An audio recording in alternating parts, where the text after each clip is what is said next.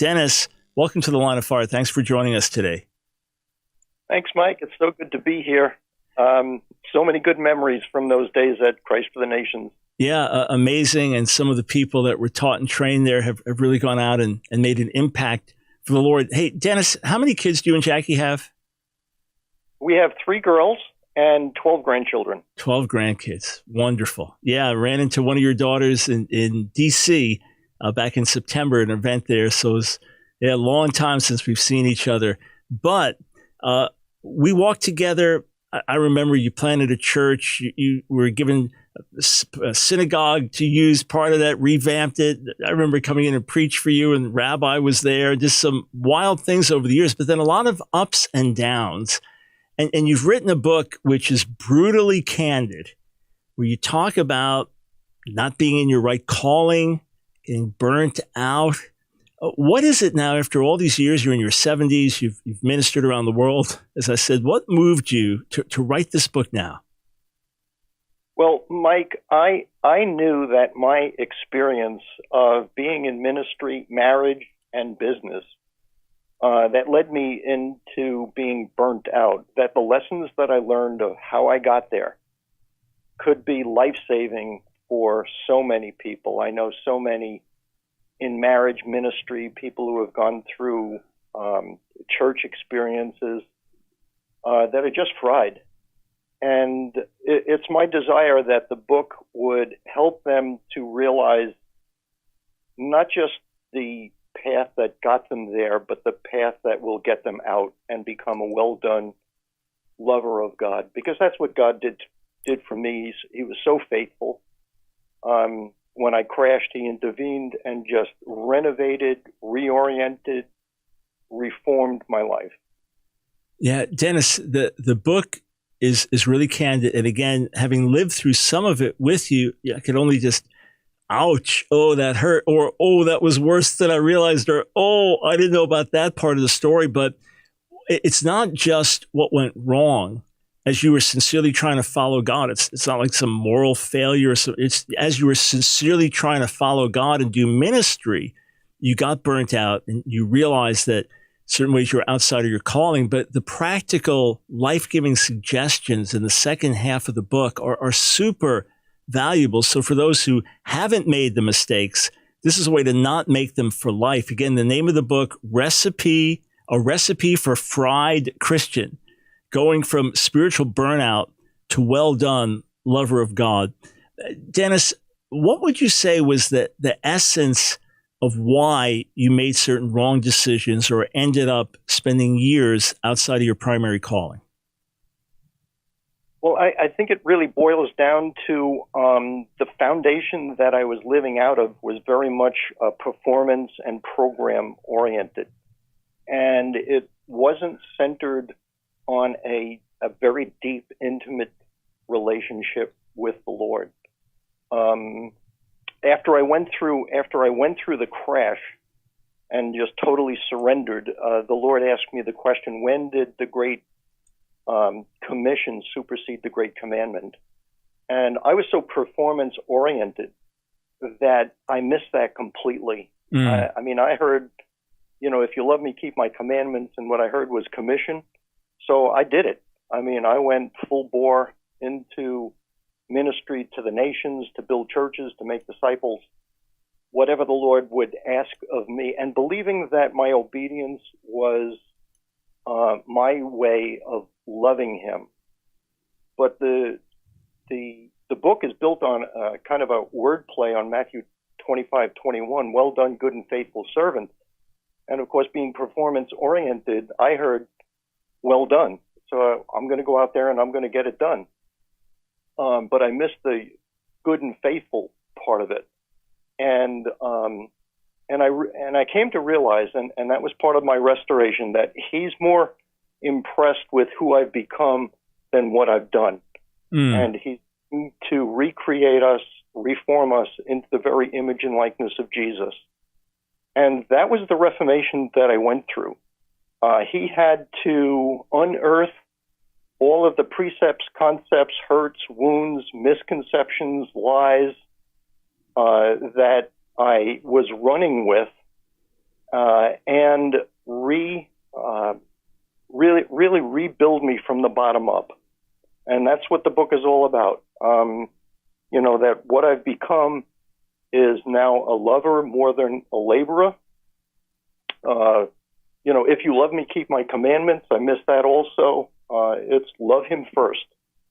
And learn, and I'm still learning how to dwell, how to abide, how to wait upon the Lord. It's the John 15 branch, abiding, remaining, and living out of a intimate relationship with the vine. Jesus said, without me, you can do nothing. So trying to produce fruit is not the object of the branch. Abiding is, and then fruit comes naturally. So he just turned me upside down and inside out, but he had to get me to the place where I was totally surrendered. And it took all of that breaking, for me to plunge into depression, experience betrayal, hurts, wounds. I describe all of that in the book. And so many people that I know and so many ministers have gone through those kinds of experiences. But for me, it wasn't the experience that was the problem. It was that the reality of God in me was not big enough to overcome the reality I was walking through. So he had to really bring me into a place where he revealed his nature, his person. I had always worked for approval, and I had to, by revelation, come to the realization that I'm pre-approved. I'm approved of my Father in heaven, and I no longer work for approval, but out of approval. Yeah. And that brings a tremendous sense of rest. It brings a tremendous sense of God knows what he's doing, and he'll use me when he wants me, where he wants me, how he wants me, and I can trust him for that. So it's a whole new ballgame. Yeah, and friends, I can say it in a certain way that this book, it took Dennis decades to write because he lived through the bad experiences, but all through it, bearing fruit, impacting lives. And then the rebuilding, the restoration, the change that Dennis is talking about, friends, is not something that happened overnight. This is also over a period of years. But Dennis, what I want to focus on for a moment here, we've got about 3 minutes before the first break. Again, the new book, A Recipe for Fried Christian. I knew you back in those years. You were definitely a drill sergeant. I mean, you were a great disciple maker. That's what you were known for in the school. You lived a very disciplined life yourself. You were disciplined the way you taught the students, but you seem like a lover of God. You seem to the things you're saying now, I would have thought you knew back then. In other words, you're making it very black and white, but it's subtle, isn't it? Because you would have said back then, oh yeah, I love the Lord and I'm doing this out of love, but beneath it, something was wrong. So it's often more subtle. So many pastors, leaders, they go through the whole ministries without ever learning what you learned. Oh, absolutely, Mike. It was very subtle. Again, one of the primary adjustments that God had to make was that serving him was not necessarily loving him. Obedience isn't necessarily because you love someone. You can be obedient to the law without love, but you can't love without being obedient. So love comes first. And out of that love, you just want to please the person that you're in love with. So it's not even a matter of command or commission. You just go, you just do it, whatever you want, Lord. So yes, I was very much a soldier, but I wasn't very good at sitting, dwelling, waiting upon the Lord. I mean, I could teach principles without the presence of God. And God is faithful. I mean, when you teach his word, he shows up. I mean, he blesses people. Prophecies were right on. Healings took place. Salvations took place. But inside, I was incomplete. I was never satisfied with how good it was. It was never enough. It was never good enough. I could have said this. I could have done that. And so you're constantly working against the need for approval, satisfaction, peace, identity. So that had to change. My identity has changed from being a servant to being a son, and I can be satisfied in that. And one of the scriptures that woke me up was from Matthew 7:21. Lord, didn't we prophesy in your name, and in your name cast out demons and perform great miracles?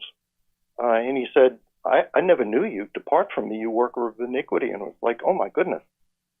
I mean, I need to know you, Lord. I need to know who you are. I need to see you. I need to live out of the secret place, not just jump in and out whenever I need help, not go to your word because I need a word for a sermon or a message, but live in your word and live out of your word. Yeah. I'm speaking with my old friend, Dennis Bambino. We had the joy of working together on Long Island decades ago, and he's finally written a book, not just with his life story, but with life lessons that are crucial. The kind of thing that if people could read early on in ministry or early on in their Christian lives, it would save a lot of heartache. The name of the book, A Recipe for Fried Christian. Dennis, the school setting in certain ways was ideal in terms of laying out precepts and training and teaching. And you went from there to a church setting. I remember when you tried to work together with other pastors on Long Island and said, hey, you have a gift here, you have a gift here, you have a gift there. Why don't we all work together and put a school together? They looked at you like you were talking a foreign language. The idea of working in a cooperative unity way wasn't in their heads. And then pastoring was different than a school setting. So now you finish teaching at CFNI, the school closes. Now you start pastoring a church. What did you learn in the process of that? What did you have and what did you not have? Moving from the school setting, I call that Christian Shangri-La because, students came there, they paid money to be there. You could discipline them if they didn't really connect with the plan and the program of discipleship. You could, ask them to leave. But in the church setting, you had a lot of people that didn't have that mindset, a discipleship mindset. So attempting to impose a discipleship process on people that just wanted to be cared for, they wanted their felt needs met, was extremely frustrating for me. We attempted to do it on different levels. Some of it worked. But what it did in the church was create a lot of pressure on people to what I call do things they didn't want to do, to become something they didn't want to be, to go someplace they didn't want to go.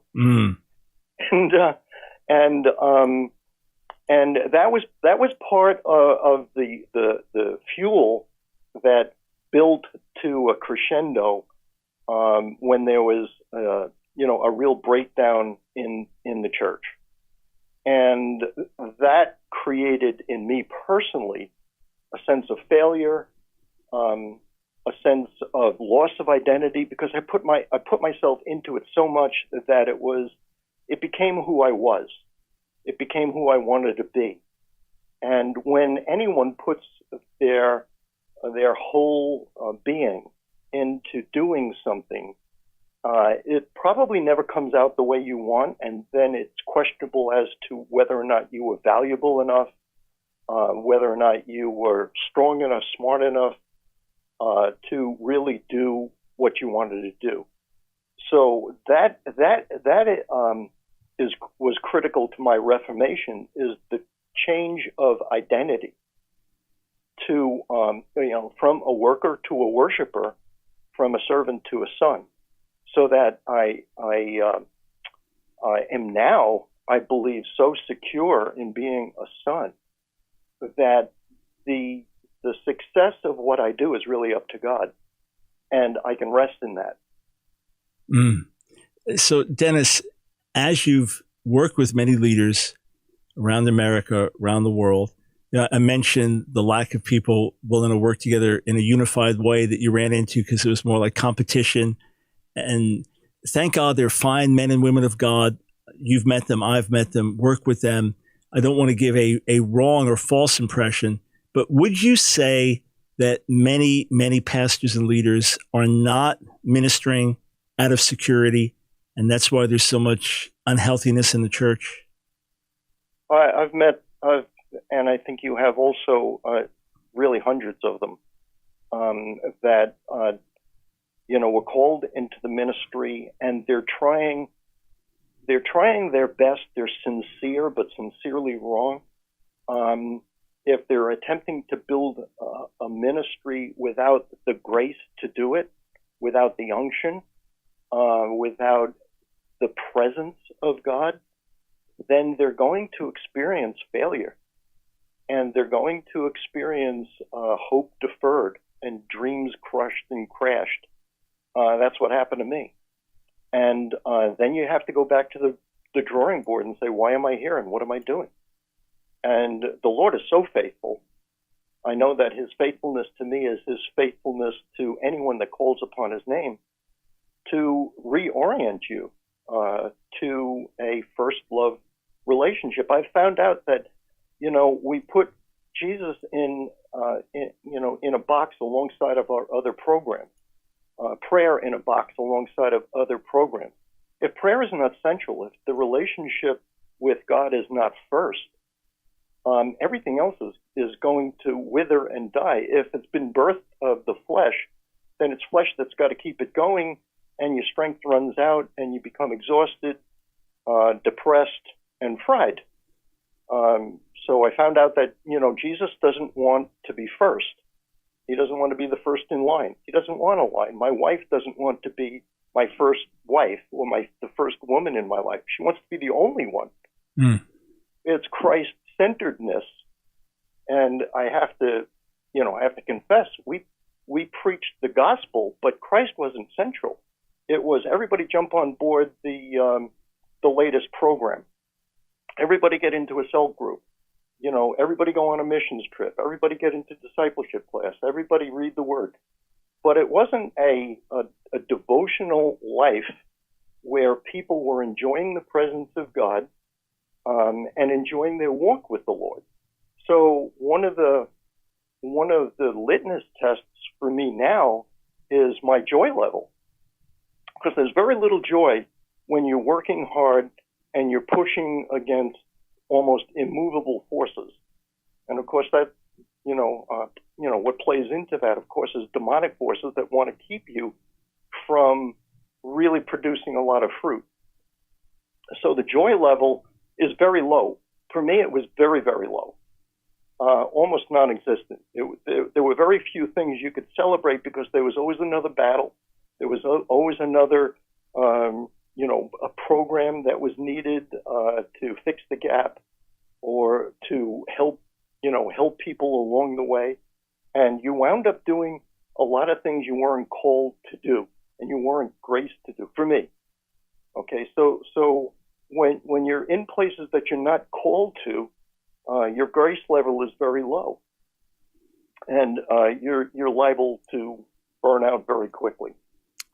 Yeah, and Dennis, what's so remarkable is I remember you making reference to that analogy that your wife does not want to be the first in a line of other women. Put Jesus first, but put your wife first. Well, what does that mean? I remember you saying that decades ago, and yet the reality of it took years to hit. I'm sure it's with all of us. We understand in our head, but we haven't really gotten it in our heart. And we're actually teaching others and we don't have it, which means they're not going to be able to really get it either, because we can't really impart what we don't have. So as a result of that, as there are many people insecure, unhealthy in ministry, it produces unhealthy churches, and then people in the body, they get in the same works performance thing, they end up dropping out, and it creates a vicious cycle. But on the flip side, when people live by the good principles, it produces a cycle of life. And I think you're actually seeing that just even in your own family and kids, grandkids, those closest to you, that the life that's in you is more naturally reproduced in them, and then it reproduces from there. We've got 2 minutes, but would you say that you've seen that cycle of life now reproducing itself? Oh, absolutely. And I would direct anybody to realize that head knowledge is not revelational spirit knowledge. And we've got to give God enough time. We've got to spend enough time musing on his word, waiting on him, so that what we know with our head explodes in our heart and becomes such a big reality that nothing, absolutely nothing, no circumstance, no situation, no other person, no demon in hell can destroy it, because you've come to know that you know that you know. And revelational experiences of God need to be continuous. We'll never see the end of God, and we need more of him and more of him and more of him, especially as these days that we're looking at are getting darker and darker. We've got to grow deeper and deeper into the light. Yeah, and friends, it's an inevitability. Just like the branch abiding in the vine, the believer abiding in Jesus, fruit will be produced. Friends, I'm not sure if you can get this book everywhere, but if you go to Amazon, as I'm looking right now, A Recipe for Fried Christian, going from spiritual burnout to well done lover of God, you get the paperback, but the Kindle, the ebook, if you like ebooks, I read almost exclusively on ebooks these days, that's about half price. So get it for yourself. Give it to a pastor or leader you know. If you've got folks young in ministry or going to Bible school, so helpful to know this. Again, and Dennis, thanks for being so open and honest. It's not easy to do that, but bearing your soul, but then giving life-giving principles. As I went through the first half of the book, I'm like, oh, so painful to read this. And I went through the end and all the practical wisdom, everything you've been through, man, the hardships, the challenges, the difficulties of the decades. It's going to bear a lot of fruit in many who read this book. So thanks for writing it, and hope to see you again soon, man. God bless. Hey, friends, I hope you enjoyed that video. If you did, click on one of the boxes on the screen, check out another one of our videos, and be sure to subscribe and hit that notification bell so that you don't miss a single video. You know, we discovered that about 60% of you that are watching our videos aren't subscribers. So subscribe today. Doesn't cost you a dime. And if you want to support our work, Line of Fire, and all the things that we do, follow one of the links on the screen below.